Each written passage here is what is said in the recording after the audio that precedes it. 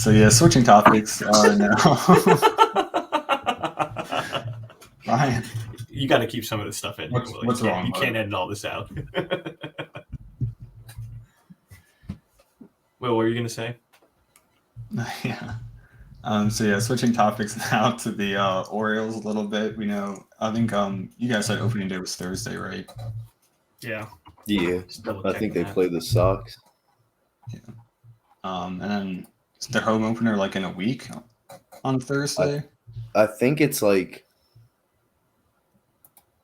I can't remember because I know they play a whole bunch of away games coming up. Okay. So yeah, we're getting into real baseball finally after, the winter and spring training. And the Orioles have been killing it in spring training. I know these guys talked about it in our last video. But Ryan, what'd you say the record was? I guess kind of to finish out the spring training. They were 16-13, so they actually finished pretty good for, how they were playing the last decade. Yeah, and like I said, just to kind of circle back to that, it always comes down to really great at hitting, terrible at pitching, which is why they're 500, 16-13. I mean, they were top 10 in most statistical categories when it came to hitting and slugging percentage and OPS and the rest. Yeah, 2:10 p.m., Baltimore at Boston, Thursday, March 30th. Gibson versus Kluber, starting pitchers. Kyle Gibson's been pretty good, though. He was a solid grab. I'm interested to see how we'll do this year. Hopefully, the Orioles have been kind of following this like big reclamation of pitchers project. Last year they had like Austin Voth and who's that innings leader they had? Dean Kramer? Yeah, they have Dean Kramer now. Kyle Bradish? Yeah. Yeah. I was talking about last year, though. Yeah. What? I thought you're talking about. What do you mean innings leader? Like who pitched? Innings leader. Like he led the team in innings, and I think that's kind of who Kyle Gibson got brought in to replace. But... He's no longer on the roster. Huh. Yeah. Jordan Lyles. Oh, okay. Lyles. Yeah, but I mean, both those pitchers had really good bounce back years with the Orioles, and I'm kind of excited to see like how this pitching staff develops. You mentioned Bradish. I think he could be easily a number 3 starter. John Means is coming back. Yeah, he was great. He was injured most of last year. Really good. Hopefully, he still has that like accuracy and that break on his changeup. I'm excited to see him pitch. Who I am excited to see pitch when he finally hits the major leagues is Grayson Rodriguez, but apparently we can't call him up either. I mean, I just want to see Felix Bautista just throw 100+ miles an hour and just intimidate the living crap out of everybody. Was a man like 6'8"? Something like that, yeah. They play like Enter Sandman when he walks into the stadium and like they like flicker the lights. I think that's what the manager even said. He's like, we just want to intimidate the opponents when he comes in to close it out. Ugh. It's scary. Keegan Aiken, I remember him. Givens, Dylan Tate, Sanel Perez. He was a good like 7th, 8th inning pitcher. Yeah, I think he's still there. Yeah, I'm just looking at their depth chart here. I think we must have traded Lyles for Gibson or something, because Lyles isn't even on the roster unless we just send him down to the minor leagues, which I don't remember happening. He was a free agent, and Gibson was a free agent too. Ooh, Tyler Wells. He's another one that had upside. Mm-hmm. He was a little inconsistent, but he definitely had upside. I can definitely see him as a number 5. And then, I didn't mention these guys last time, but it was fun watching them towards the end. Like Jorge Mateo, he's like, when I started watching them, really, his batting average was like below the Mendoza line, and then all of a sudden he got hot. So his average when it ended up at the end of the season like 238 or something. Right. And that guy, him and Cedric Mullins together on the bases is pretty scary to see. Stealing.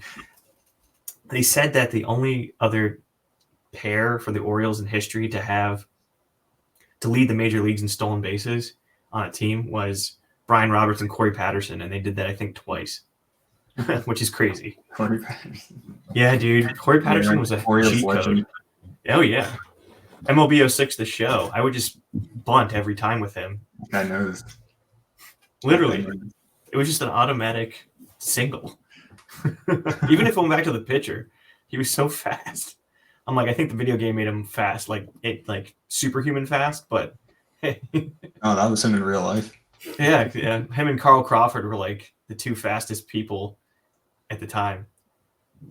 Carl Crawford was with the Rays at the time, I think. He was with a bunch of teams. And then, Gunnar Henderson and Stowers, even Ryan McKenna. That guy hit some clutch home runs last year. I remember he hit a home run against the Blue Jays to center field. It was like an 0-2 count, and it was at Toronto. These guys have some clutch genes, like Ramon Urias and Anthony Santander, who everyone thought was going to be gone from free agency, but we re-signed him, which I think is smart because he hit for power and he's a great leader in the clubhouse. So, and he had a great did you guys see him in the baseball classic? I saw highlights. I didn't watch any He was baseball hitting classic bombs. live. Yeah. He was hitting bombs. I saw Mullins hit a bomb. Oh yeah, their second to last game. I don't know. Yeah. I kind of like that ending to that game where it was Ohtani versus Trout. I don't know if you guys saw that. That was. I mean, again, I saw the highlight of that. I didn't watch it live. What channel was it on? Yeah, I had no idea. I watched none of it live. Okay. Yeah. You're making us all look bad here. Like, yeah, I'm the only one who watched this live. No, I just meant did you the highlight or whatever? Well, this is gonna be exciting. Red Sox first series. Come on, O's. Let's dominate this year. I think best case scenario we go. I think we can get 90 wins. That's again. I'll say I'm doing 92. Best. Wow, 92. Okay. All right. 92 and 70. Or 90 and 72. Flip flop those numbers. Ryan, Final Four. That's your wheelhouse, man. You lead us off here. I guess Florida Atlantic is going to be playing San Diego State. I guess they're going to be the first game Saturday. So I think that's going to be a really close game for me because I really kind of hate both teams a lot. They have just destroyed my brackets. I don't even want either of them to win, but I guess if one has to, I'd probably say San Diego State. I think they've probably played just a little bit harder games in this tournament, having to take out a 1 seed. I mean, all I know is San Diego State, I like them in this game, but I did take Florida Atlantic on the spread. Spread was +2 from the lines today. And I think it's going to be San Diego State's going to win by 1 again, like they did against Creighton. I'm hammering the under on this game again. I think any time San Diego State's playing, you want to hammer the under. Doesn't care. I don't care what the total is. The under over under right now, I think it's 131.5. Yeah. I was gonna say it's 130, 131. So they won 57-56. So that was 113. So I don't see that go. I don't see it going more than 65-60 or something, or 65-64, something like that. I mean, San Diego State's length is they made Alabama look pedestrian on offense. Now, Alabama wasn't the best offensive team, but some of their good scores, like Brandon Miller, didn't shoot well because He, they always he had had a contested horrible shots. tournament, though. Yeah, I he don't did. think he made a single point in the first game, and then that game, and then I don't think he played really well in the other game. May or may not have had some off-court distractions there, but moving on. So, so, so, yeah, San Diego State. I like I said, money line, but I'll take Florida Atlantic on the spread. I think San Diego State wins by 1, moves to the championship. How about you, Will? I have absolutely no idea, but I think FAU could, Appreciate the honesty. FAU could definitely pull off the upset. I think they usually score more points. I know San Diego State's more like a defensive team at this point. But yeah, I just kind of want to root for the Cinderella at this point now that everything is just chaos. So you just basically want this to be an all Florida final? Oh no, I got to stick with UConn, the Huskies. Wait, you I was didn't gonna say, take dude. UConn? Huh? No. I was joking. What? Someone picked against you? No, I was just joking because he was talking about all upsets. And I was like, well, it sounds like he wants to go all Florida here, but never mind. I forgot that he loves his UConn Huskies, man. I mean, yeah, I think it's going to be UConn San Diego State. I'm picking the over. The over is 149. Miami, UConn, but Miami, it seems like they just score a lot of points no matter who they're playing. Like they scored 89 on Houston, and Houston was supposed to have this like vaunted defense.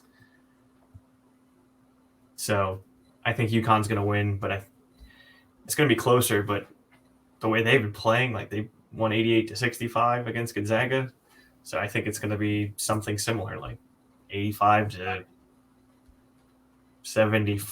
something like that. Like Miami will give them a run for their money, but I know it's boring that we're picking blue bloods here, but there's only 1 out of the 4. The other 3 teams, first time in the Final Four ever. I mean, that's really cool. As much as Ryan hates those teams with all his might. I like Miami. I just don't think they can beat UConn. Yeah, no. I would have stuck with Texas, man, but they choked. Couldn't perform. Yeah.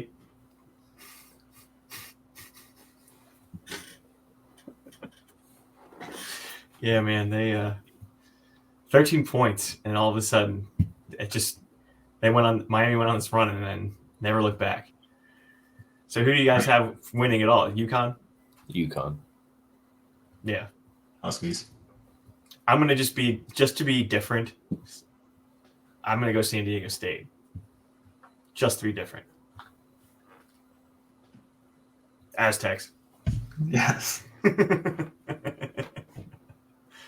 What? Not as funny coming from me, I guess. All right.